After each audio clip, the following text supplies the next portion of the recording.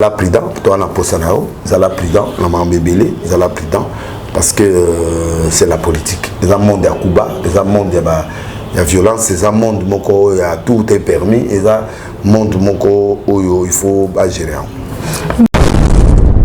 En tant que star, il est écouté à Kofi. Mon émission est qu'il y a 100 000 dans jour moko. Alors 100 000 dans jour moko, c'est-à-dire 100 000 personnes bataillent. On a sans compter Facebook, sans compter YouTube, sur dessus Facebook, sur dessus blog que je suis. Donc il t'a molli déjà. Donc quand Kofi parle, le monde écoute. Alors place OK. Ça lui demande en tant que Congolais, mais dangereux qu'il ait le FDC publiquement. Il critique encore le président Félix Bilan et Zali négatif. Et ça bien, Diakoloba. Mais est-ce que c'est le moment? Est-ce qu'en tant que membre AFD, il faut influencer les relations entre le président de la FDC pour voir qu'un membre de la FDC est en train de traiter Bilan de négatif? Les cardinaux, ils ont un secret belé en boca. Dès que vous avez un secret belé en boca. Dès que vous avez un secret belé en boca. Alors, tout provoqué était. Tout ça est. C'est un point de vue, c'est un politicien, Kofi, dans minute à côté politicien, à côté de l'FDC, a tiré les conséquences dans le lobby, il a trop dangereux, mais pour la vérité, alors il y a 5 ans, on va renoncer à la bongo, mais c'est difficile, on va renoncer pour un chômeur.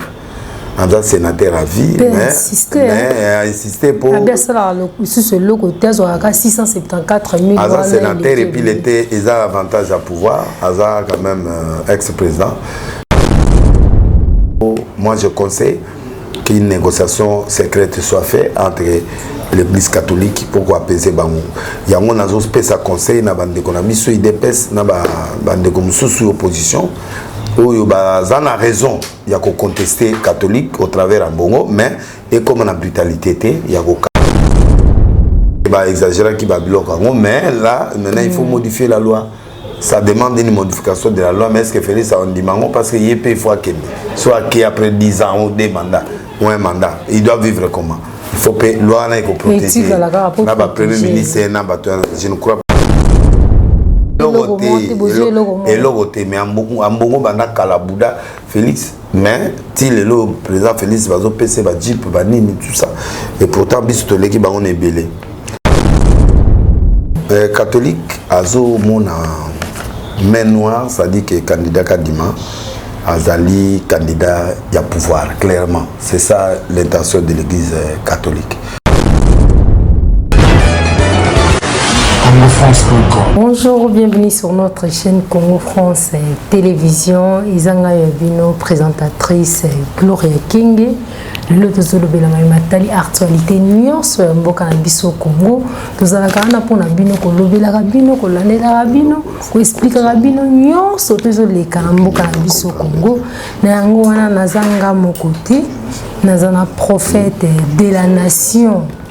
Papa na biso Denis Lessi. Donc on attend que sola na ye. Bonsoir papa. Bonsoir maman. Bonne nuit. Gloria. Yo suka. Nasali nini papa. Mulende. Et c'est mon angeza ko yamba lipambo ni. Merci. Ngapena. Talaga isa début ya misala na ngai. Oui tozo fula yo simba. So na zana yo sengo makasi. Bonne santé. Ça va. Bonne église. Église ça va, santé bien. Tu vas répondre très bien, tout comme ça ensemble. Papa, tu sais, matali contestation et l'église catholique vis-à-vis à Seni. Contestation, oui. Par bon, catholique, azo mon main noire, ça dit que candidat Kadima, Azali candidat, il y a pouvoir, clairement. C'est ça l'intention de l'église catholique. Catholique à Lingui, Moutoumoko, Oyo, Azana appartenance politique, Azana tendance. Mais c'est difficile.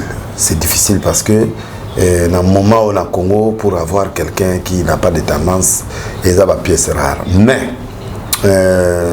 tant que Moni Kadima, va comprendre qu'il y a un candidat à Kala.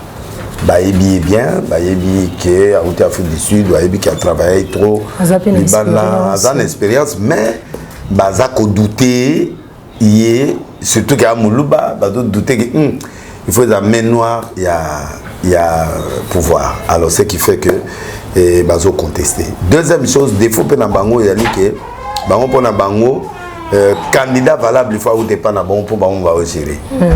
Troisièmement, balinga peuple congolais, balinga nani, mais maintenant va créer blocage moko terrible. Mais je crois que Bosso il va user de son pouvoir pour intérimer, bon, président a signé.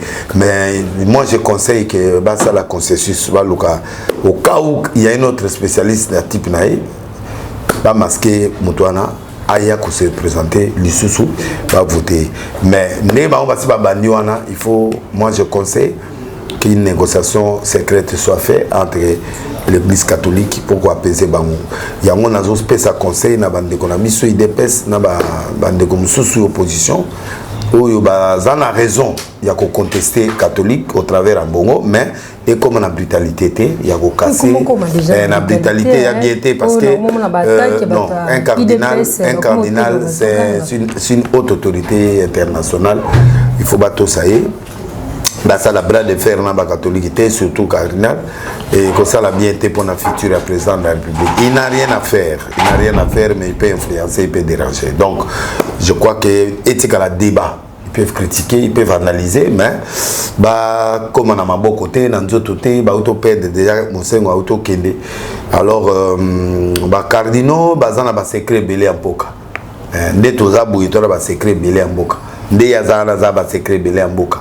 Alors tout provoqué était tout ça y tout peut ça point de vue na biso ndenga na zo pesa balingi peuple catholique alingi peuple pour catholique batu batala biso ba école batala biso ba caritas batala ba blog belé mais le pouvoir peut apprendre bango olé ba kolisa pe biso ba réveil ba kolisa biso l'église mususu ba pesa biso ba moyen bango bazo pesa trop moyen catholique maintenant bazo pesa ba rendre bango fort yo moni biso to ba nomade dodo ana ataji pas 8 ba biso boto zote ta ba tia biso zo le côté ataji atakanya kana ndinga ba le côté ndinga mayele ke caméra mon na le côté le côté mais ambongo bana kala Bouddha Félix mais si le président Félix va PC va jeep va nini tout ça et pourtant biso to leki ba on est belé ba organiser biso kaka ba organiser ba élargir confession religieuse et puis ba élargir tout banana système et à rotation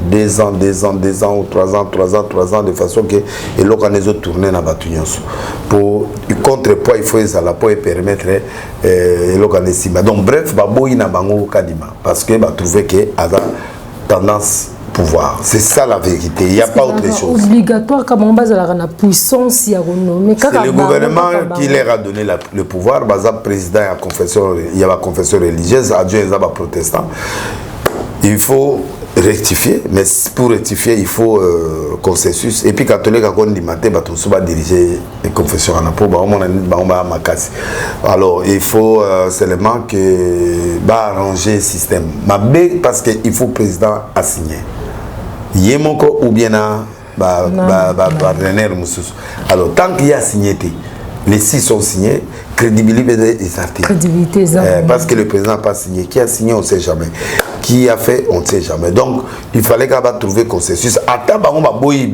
moutouana et ça va signer et puis adjoint a signé 8 sur 6 la démocratie c'est la majorité mais bango ce que bazo mona majorité voilà comme si majorité on a les mots on doit corrompre bango ou bien bazaba tout le monde crédibilité mais ils appellent ma parce qu'il y a des gens aussi qui peuvent faire ça mais les alliés catholiques bon ils ont droit à bango bazo lo ba o bango ba lobby mais so à gangi c'est qu'il y a quelque chose de flou bon ga respecter bango bana bere na bango mais na respecter on respecte bango makasi pour ceux qui ba lobby les camo c'est qu'il y a quelque chose oui des flou il faut que pouvoir ils aller pas na bango non bangiste koto pouvoir est pas na bango te ba problème na bango biso il faut to comme crédible confesseur religieux, il faut comme crédible, comme incorruptible, comme tout le monde va toucher bisoté, va respecter biso, tu vois.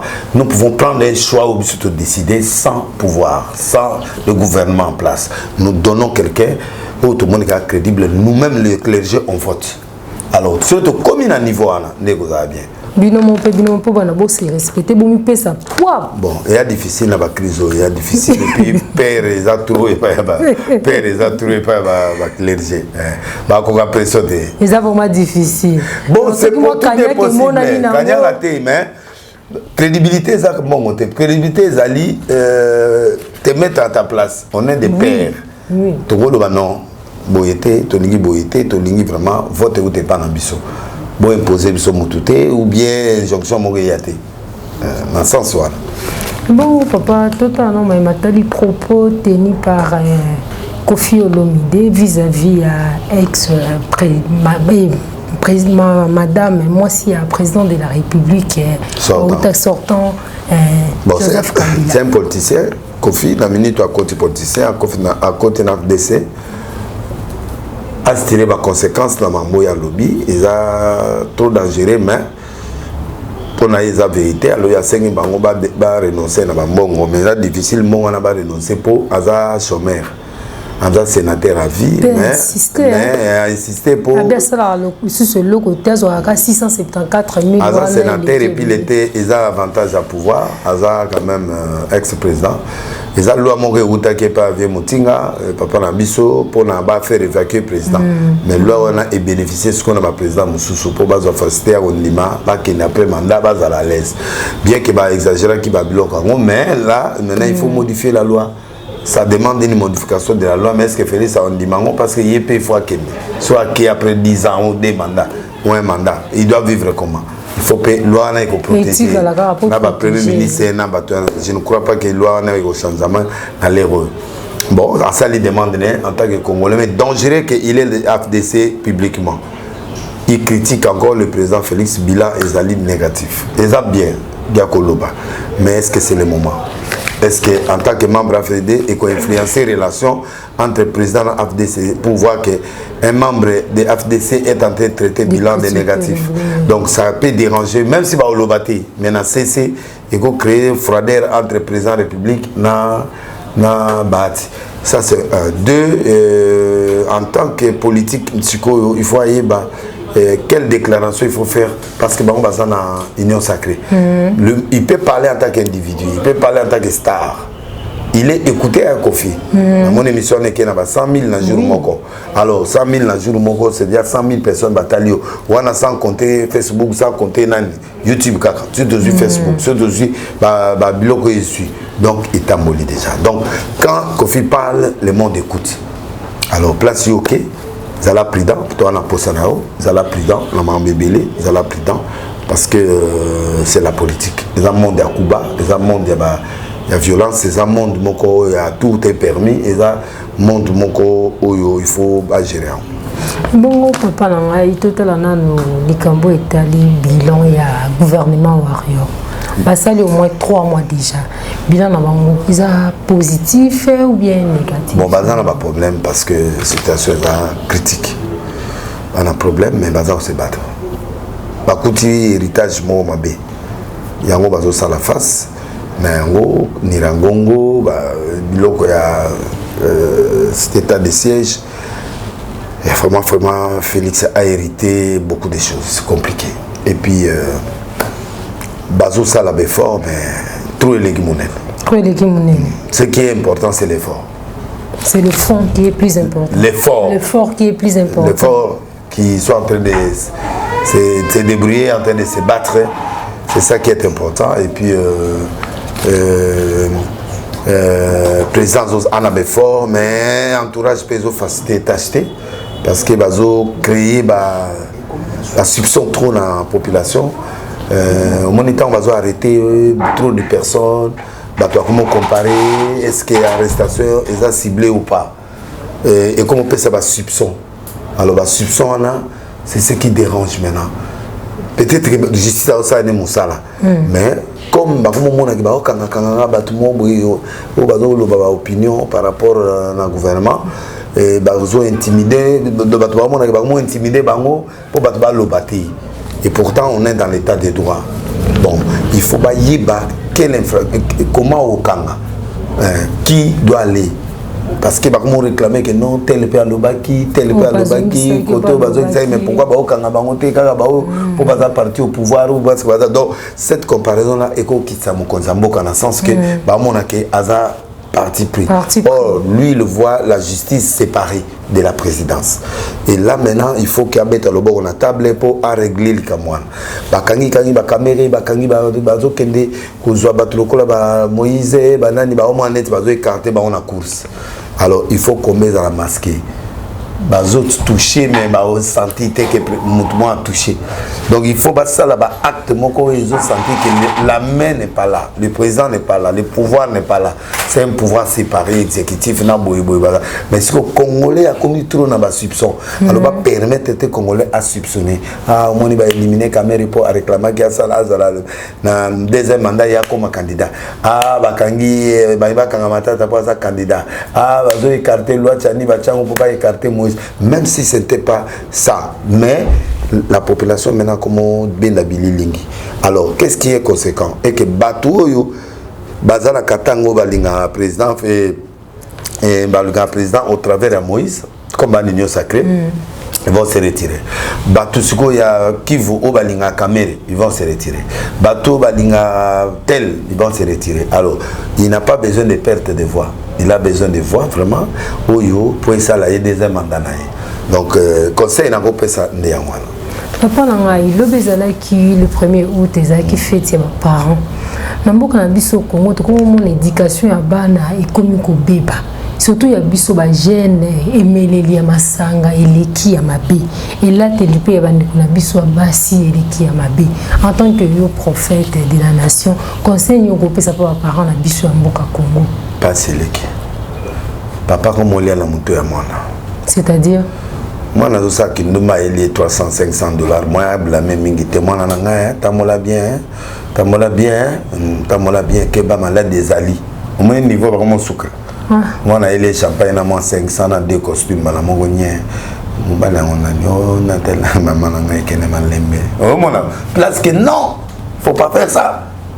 Maman paye a commis ba complice pas seleki. Économie, salaire amiqué, bah, tu vas souffrir.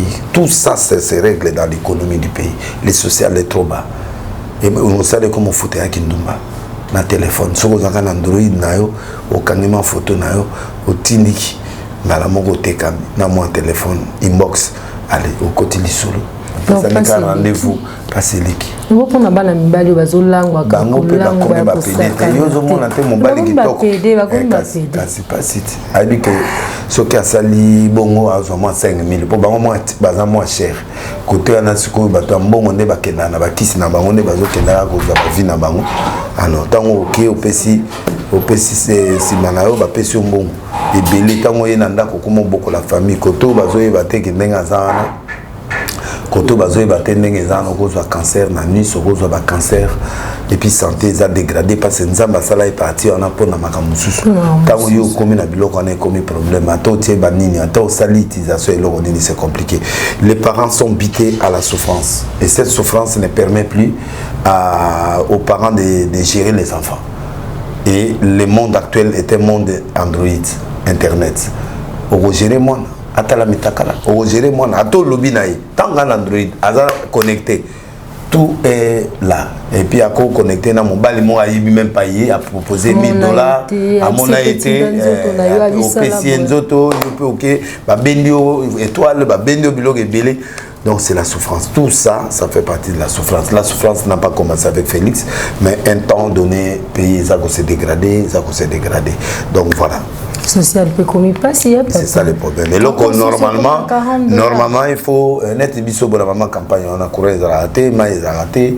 Donc comme on timo la mabulu, lokola bato ya mboka et puis il n'y a pas d'électricité, c'est compliqué, besoin enlever bana, besoin enlever batou, donc insécurité bloqué belé. Donc il y a un morceau dur où le gouvernement s'amasse pour faire face parce qu'il y a 2 ans, donc il faut ça la moi quelques signes, il y a force pour permettre ce qu'on va payer sa discours à présent Valère en 2023.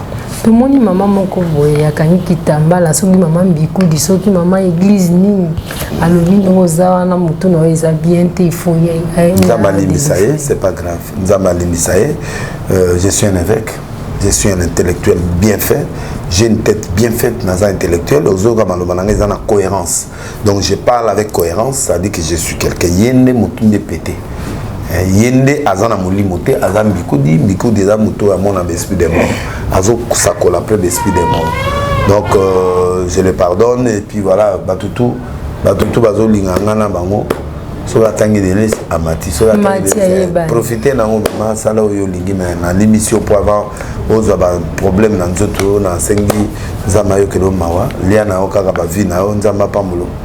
Bon, merci beaucoup papa. Ainsi on a ici du pamboli na yo. Merci. Na kozala no mokola lelo lilo basi kanini kokolo. Bon, na sengi na bato bazo comprendre nga lelo te, prends ton temps, tu vas me comprendre. Ozana souci ngai mais koleka nga mongo te. Comment yo ozana souci koleka nga mongo? Mais bazana souci na yo. Te bana souci na nga te. Problème na bango balingi denile si pasteur. Je suis pasteur, je suis prophète. Bolanda ba prédication nanga, bolanda équilte nanga, Moloko 87 a venez au monde ce que j'ai fait et j'ai des prédications que j'ai fait, j'ai des biloko na sala en direct. Ba mo ba lingi pozo kama kana ba musicien profane. C'est awa na sololi ba mama musicien. Solo makam na bango te. Mais ça dit que awa to so na wana to suis musicien. Ça dépend ya journaliste oyo aye ko poser nga mutuna. Mais ba musicien pe ba batuna biso, ba zape bato pe photo tala miso, ba bato pe photo conseiller to gagner peu bango togo gagner ka ba bato asi ba gagner te ngana si de Noé fona linga pe bango na ya pe bango mama balanda ka ba musicien ba yoka nzembo ba pasteur ba melaka masanga ya solo sala oui même yembi ko dana soto landi très bien ta muso melaka nsamba donc to za on est est-ce que to vie privée donc il y a zolo baka de l'expliquer moté ngana za mumeteli ba malibanga mais moi je m'en fous na obenga bino na arche na Moloko 87 ana matete na quartier Moloko oya komona soki nzambe azana nga ou pas. Je crois que c'est ce qui est important. Là on ni bazo loba ke moto ekufi.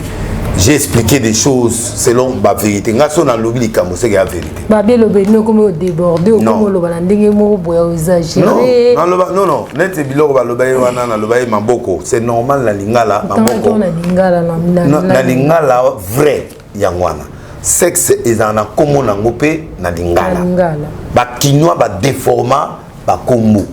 Ba congolais ba déforma ba kombo original ya lingala. Et makamwana ezo déranger bango, j'ai dit la vérité mais mon tout monde a 4 émissions. Place où il y a 4 eza pour déranger bato na komonanga. Mais bato batala ki émission mobimba ba mona que j'ai expliqué. Et poto comme na place wana, j'ai expliqué. Alors moi c'est pas, je n'ai pas dit un problème dans la monaton na le ba bêtise non. Ça dit que j'ai expliqué que la molingala ya pauvre. Bilo mususu na lingala ba benga ngo boité ba benga bo. Alors les gens ne trouvaient pas un scandale mais moi je trouve pas que c'était anomalie non. Et ça réalité. Eza réalité, eza genou. Mais yozo le bana lingala. Libolongo. Ozomona. Mais bato musu ba dévier ba comme musu. Alors tant bozo le bango comme bimane de bêtises. Mais peut-être ça bêtise té. Eza lingala binande ngezo sengela. C'est ce que j'ai voulu expliquer par rapport à Mario Sombo ndenga lo batie bilamba atie ba fesula nga expliquer sont des fesses. En lingala c'est ça. Bon, bango ba mona o mabi.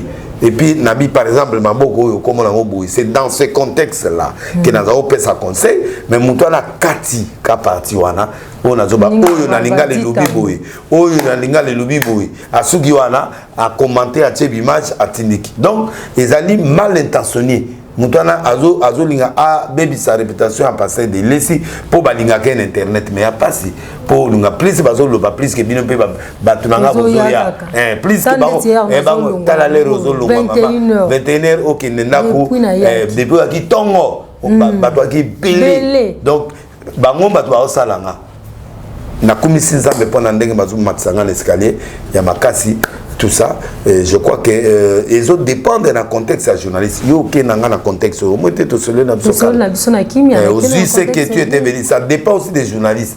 Pe bao bazo kata wana bango pe baolia na komonanga. Et là on a dit boy tamboli ba vie combien ba toi na bazu. Vraiment. Dans internet bazu mbongo. Bon c'est félicité que délai ça opia mbongo. Hein maman mbikodi. Na yope na pesi mbongo. Na bato bazo kata na biloko na opesa bango pe mbongo. Bon c'est voilà même na zam voulozi. Na on zanzela. Ouais, maman, le coup, semaine prochaine, on peut sur émission INER. Oya, le les alliés jour. Donc, calculer jour où vous lancez l'émission, ce que ça une semaine, oui. Tout ça, émission, sous ça la peau, battre la biso, yo, pour ça, na pesi mbote, na pia mbote, na pesi mbote, natura moma le batable, na Winnie Baruti. Na Belgique na maman Gétrude na maman Claude na Pessimbote na famille Lessignon so Jean-Marie Lessi, Roger Lessi, maman Rose Lessi, Arlette Lessi, tout le monde, Romani et Rose Lessi, Mathilde Lessi, Aimé Lessi, Charlotte Lessi, Lessi na nyonso bayana nga ya basi na Bali Nzama Pamola bino et puis na Pessimbote na Konde ya Liloba, prophète Konde Nzama Pamola tete ndai na kanisio toujours en pensé na ngai na Pessimbote na Anna Inyongo, Arthur Zemene, le grand coup de grand sa père oyo abier nanga maman la tsanga et puis zela la Pessimbote pe lisusu na Gauthier Mascotte na pesi mbote na Elena Pemba na pesi mbote na Jongade meilleur restaurant en France na pesi mbote na Dame de France na pesi mbote na Mavinga Dorine Mavinga et puis na le Dieu de Moïse na Suisse. Voilà bato bayoki mabanga te juju et puis accompagner na ba nyonso balandi soko yoki komote prochainement. Nzambe nanga Pamola bino boya na Arche Boloko 87A chaque dimanche 8h et puis mercredi 16h, vendredi 16h et je prie tous les jours chaque jour à Arche de nous le moment nanga yaka. Merci beaucoup papa. Merci na ba nyonso azokita ya kolanda biso na pesi mbote na famille na ngai, famille Kenge, Julie Kenge, Kati Kenge, Naomi Kenge, papa Blaise Madiamani, ma président grand prêtre ya solo na pesi mbote na Patricia Lova, na Mikili, na pesi mbote na ba nyonso na papa Ogida Bous na Londres. Batu nyonso na pesi mbote belé. Merci beaucoup, à la prochaine fois. Congo France. Bisona bango, bango na biso, bisona bango. Ekara molai. France.com, site ya solo masolo ya danger, masolo ya kitoko. Congo France.com.